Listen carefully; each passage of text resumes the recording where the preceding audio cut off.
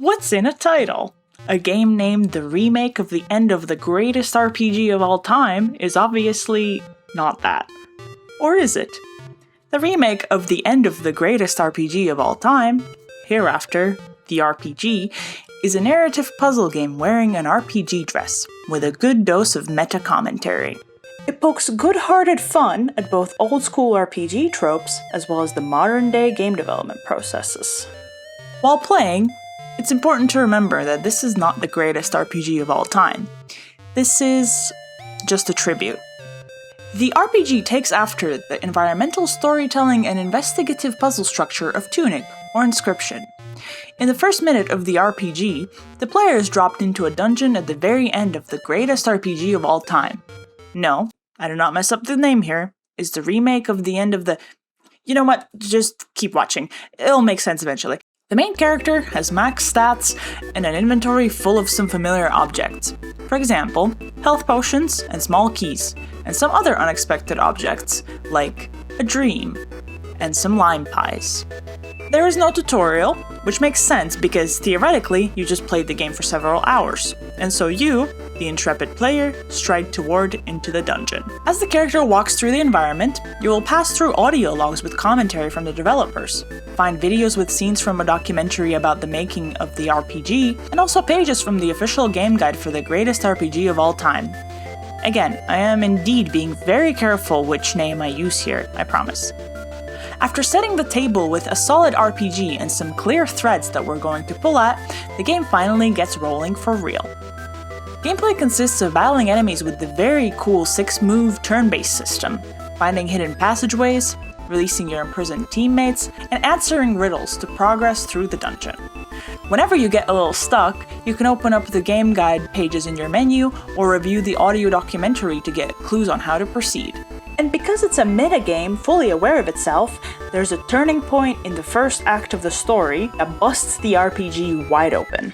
In a way, it's 2 games in one, or like 2 halves of the same coin? 2 pages from the same book? Well, and also there's... Wait, no, you're not getting any more clues out of me. You'll have to play the game to find out what it all means. The visual style and music are also fantastic.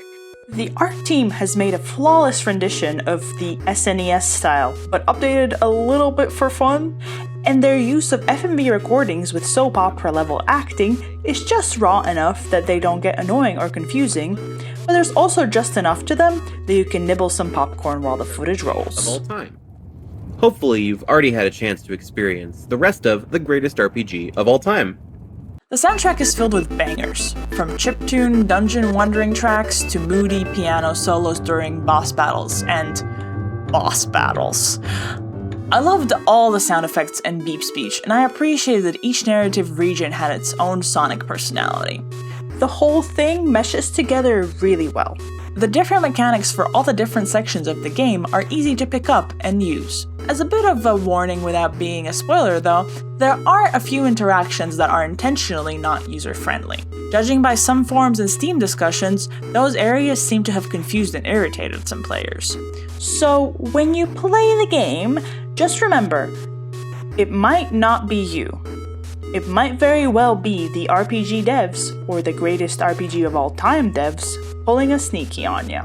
On a related note, this is one of those games that has at least one intentional game-breaking glitch and at least one software crash. Do not panic when these happen. Understand why they happened and continue. I particularly love the RPG for the puzzles, which encouraged me to think outside of the box, in the same way that brain benders like Patrick's Parabox or Isle of Sea and Sky made me consider things on a broader or more meta level. There were a few head-scratcher moments that were solved by me bringing in a new person to help or just sleeping it off. When in doubt, keep looking and poking around until the penny drops. It's a game that makes you feel clever when you figure out a new connection or a clue. You don't need a physical notebook, as the game does collate all your found clues for you, but I recommend also taking your own notes in case you have any random thoughts and threads that you want to follow up on later. As is common in narrative-forward games, the RPG is separated into roughly 3 acts. As you play more of the greatest RPG of all time and understand more clues and lore about the RPG, the story weaves through themes of authorship and art, nostalgia, cringe, liveness versus fixed media, and what it means to be a gamer and a game developer.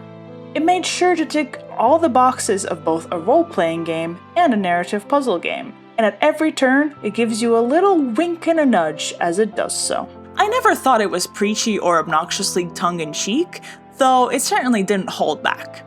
The RPG strikes a beautiful balance between getting out of my way so I can ponder puzzles in my own time, and then interjecting with its next story beat to move things along. Overall, the game was a delightful romp. I think it's a standout title, and it brings something special and particularly timely to the conversation. In this review, I avoided mentioning anything related to the final act. That said, I would have given this a 3.5 out of 5, right until the final 20 minutes of the game, which tipped me firmly into a full 4 out of 5 stars. What happened at the end of the RPG that caused me to remake my score? Well, games are meant to be played and loved, so go find out yourself.